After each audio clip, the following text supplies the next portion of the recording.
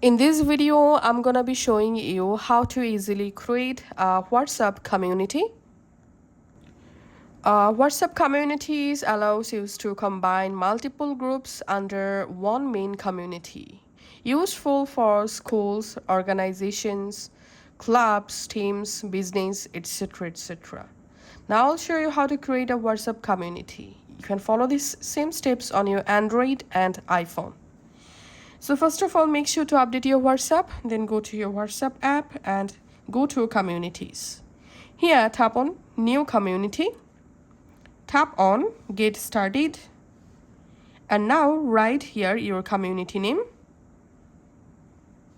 And to add a profile photo to the community, just tap here and select any option to add a profile photo. So in my case, I'm selecting this random photo as the profile picture of this community, and this is the description box of the community. So you can just write a description and tap on done, and we can see the community successfully created. Now let's see how to add groups to your community. All you have to need, just go to community and go to the community in which community you want to add groups. Tap on add group, and here you can create a new group to add into the community, or you can select add existing groups.